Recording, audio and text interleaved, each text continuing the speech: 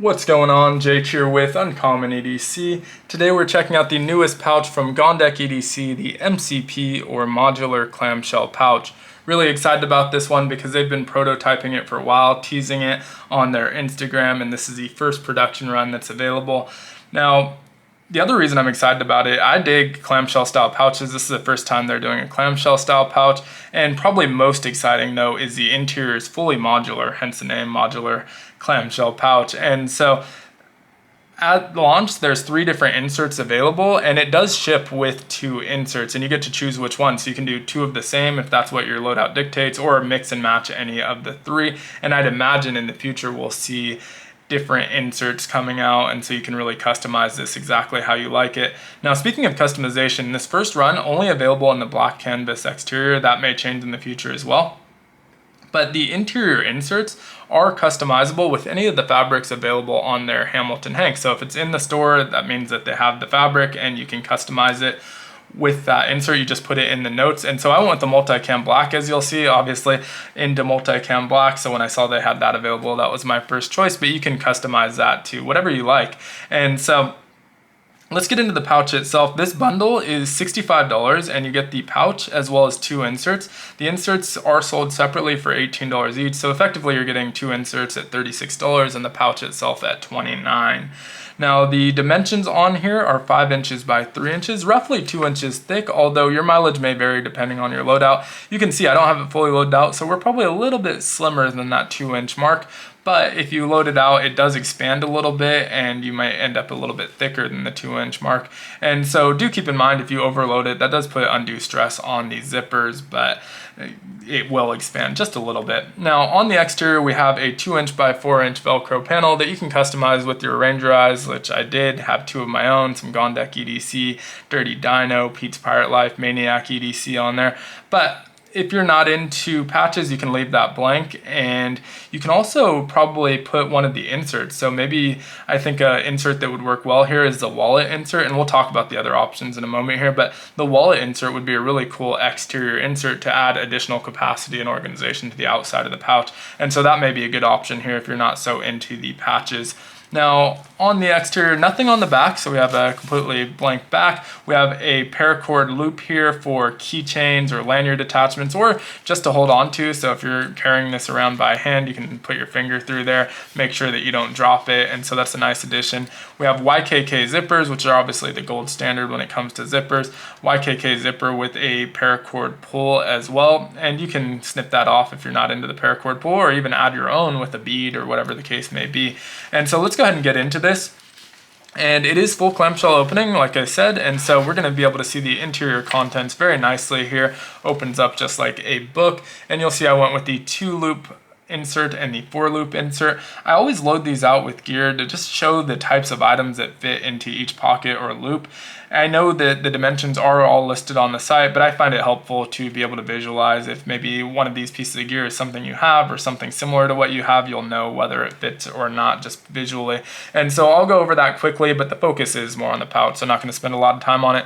On the vertical the 2-loop, it's a vertical orientation here, and each of these are about 1.5 inches wide, and so you can use obviously the full capacity of this pouch. It's about 5 inches tall here, and so getting that first item out, we have a CRKT CEO. This is a pretty long and slim knife, fits in there nicely. This is a Blade HQ exclusive version, but the same size as the standard CEO.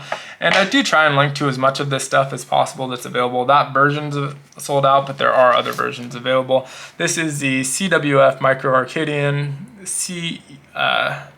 Rec exclusive in that Rec exclusive colorway, and really dig this flashlight. It's American made, fully programmable, so you can choose what modes that you have, which I think is really cool. They just did a collab with Tactile Turn. I don't have that one yet. In fact, only really people that want Blade Show have it. Downside to that one, it's not programmable, just low, medium, high. We'll be curious to see what the price point on that is though, because I do love this flashlight. So that's everything I had on the left side. You can see a pretty thick piece of Velcro. It's probably about 2 inches in height here, and so that's not going to wear out on you really quickly. Should last a very, very long time. These inserts are easily removable just with Velcro, which is nice. Before we get into the for loop, the other option I already mentioned when we were talking about the exterior of the pouch is a wallet insert. And so I didn't get that, but I do have one of their Ranger wallets. And from the pictures, it does look like this is basically the same wallet with a few changes. And so you're not gonna get the Velcro on the front. Instead, it will be on the back. This one's customized with one of their Hank of the Month hanks, but you can customize it with whatever fabric. You'll have a strip of Velcro on the back so it can attach here. Your loop for your pen is going to be relocated to the bottom. And the reason for that is the dimensions on that insert are the same as this. And so if you put it in there, you can see there's a little bit of extra real estate here. So you can put your pocket pen or whatever the case may be on the bottom here, which is nice. Now this is the perfect size for some credit cards and you can fit a decent amount in there, folded cash, but there's also loops in here, elastic loops, just like the one you see here. Probably going to be difficult to show because it's dark in there, but along the back there's two elastic loops in there, and so you'll be able to use those with a similar orientation here. The nice thing about that is if you have gear that you want a little bit more protected, you don't want it rubbing up on the other side, it will protect them, and so that's a really nice option if you're going to go that route. Thing to keep in mind though is it will limit the space, so something like the CEO will no longer fit in there because it's a little bit longer than the Ranger wallet would allow. And so that's something to keep in mind when you're choosing which inserts to order. And so we'll go ahead and get that one out of the way. Back to the for loop. This has 4 1-inch loops, same about 2-inch wide strip of Velcro here, and this is great for smaller items. You can see it switches up our orientation from vertical to horizontal, and so this is great for like chapstick size items basically. And so I have a couple examples of that. First with the Victorinox Classic SD. This one has the Countycom Topo titanium scales on it, and so they sell those with the SD. You do have to swap them yourself, but still has a spot for your tweezers and your toothpick. Next up, we have a small bit driver. This one is the O-Knife Otical. I think they call it like the D1. Has onboard storage for 2 of their micro bits. These are those 4mm bits. And so you can use the standard like we have 4mm bits on here, single-sided. It does create a rattle where there's no rattle on the ones that ship with it. Up next, we have a Gondek EDC pry bar. This is their Executive Mini, I believe, and always like to caveat when I show this, this is not the anodization that you can get done. They do offer anodization. It's going to look a lot better than this. I just hit this one with a torch until it had some color, and so always like to caveat that so you don't think this is the quality of anodization you're going to get, because from what I've seen, they offer much, much better and more consistent and vibrant anodization than what I did here. Now, last but not least, in that strip, we have a Countycom Peanut lighter, and this is the standard size, not the XL. So this one's in brass, basically a Zippo, but it has an O-ring so it doesn't evaporate. It uses Zippo fluid, a wick, a spark wheel, and some flint. And so that's everything I have loaded out in here. So not the biggest pouch, but because of all that organization, you can put a lot of gear in here, and it keeps it pretty protected. You can see I didn't elect to put a folded hank in here to keep it separated because it is a little bit wider. It mostly stays off, and most of this gear is already scratched up anyway, so it doesn't matter. But if you wanted to protect the gear, you can put a folded up hank in here to keep them from rubbing up against each other. But that is the nice thing about it being about 2 inches wide, is that it's not going to be as on top of each other as it might be with a slimmer pouch.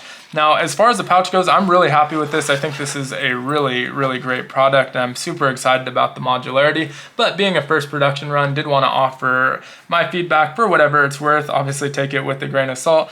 Things that I may like to see on a future iteration, maybe some structure around the edges here. And so with this empty, you can see it's pretty malleable. You can really flex it however you want. And I think it would be cool if there was some structure to help it keep its shape when it's not being fully utilized, because I just think that looks a little bit better. It's not really adding all that much, but do think it looks a little bit better when it has structure.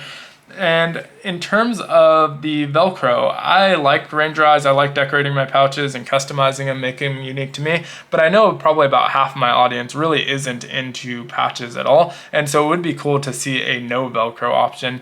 And then the other half is really into patches. And so it might be cool to see a double Velcro where we have a second strip on the back. And last thing is not something I'm not really looking for, but maybe cool, is a zipper pocket here where you can put small flat objects like paper, receipts, cash, that sort of thing. I almost never use those on pouches, so I don't necessarily need to see that, but I do think it's something that people would find interesting. Also, wouldn't mind seeing a 2 zipper option, just because that gives you the option to open it in either direction. So if you have a preference based on how you're carrying it, you can open it from either direction. But that's really it in terms of feedback. Like I said, I think this is a really great first run of them, and I'm really excited to see the modularity. In terms of inserts, I'm sure they already have a ton planned, and this next one that I'm going to suggest may be one of them, but I'd love to see a 2-loop insert with the opposite orientation with wider loops, because this does limit you a little bit in terms of how wide of an object you can put. A lot of my knives are a little bit wider than would fit in this thickest loop, and so that might be nice, but switching the orientation does mean that it's shorter. But what I had in mind was to be able to carry something like a Zippo and a cigar cutter side by side and things like this, these wider objects that have some small flat flashlights in a similar orientation. So would be cool to have those options, and I'm sure that's something that they already have in mind. But would love to hear your thoughts on this one down in the comments below, what you think. If you have any feedback, I'm sure this being that first run, they're going to be looking for feedback as well. But thanks so much for watching. If you enjoyed the video, please consider liking, commenting, subscribing, hitting the notification button, or joining the channel as a member. I do have member exclusive videos, early access to some videos, some behind the scenes content coming up, and so trying to add as much value there as possible. But otherwise, hope you enjoyed the video. Have a great one. Take care.